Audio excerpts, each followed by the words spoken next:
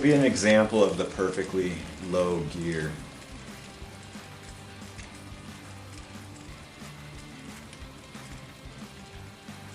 And there's a little bit of a lie going on right now, because since it's not connected to that, you would have complete ability to stop this while I'm pedaling, so I can actually crank that, you know. So that's just kinetic transfer. But once this is going at a certain rate forward, and it would be going at almost exactly my crank rate, then you would have this almost like one crank to 0.1 output, or one crank to 0.05 output. You know, it's just a ridiculously low gear ratio. And that's what the software is all about. It's about trying to control, and we'll get it. It won't be a real problem. It's just about kind of the rigidity of this ref control and the torque that we need right there. But once it's there, you can get as low of a gear ratio, and you can make these micro steps up. It's not even steps, it's like infinitely variable. And the relationship of one gear to another doesn't change at all. It's just a seamless shifting.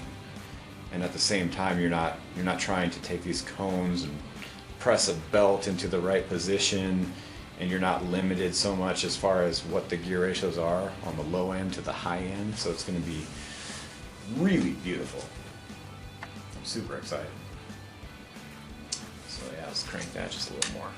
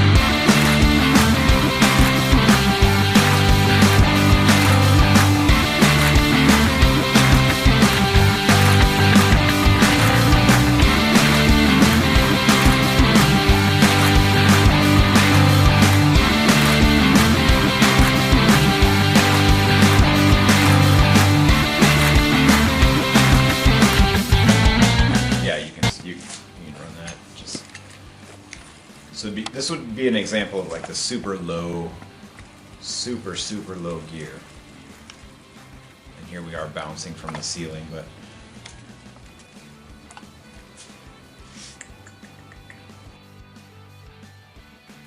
so right now, essentially there's just a little bit of kinetic transfer going between the mass of the gears inside to the wheel, because we don't have the reference control connected at all. But gives you a good example of how smooth that internal thing is, and you don't need any more gears than that, no matter what.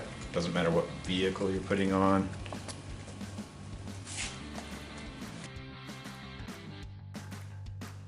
Do it again.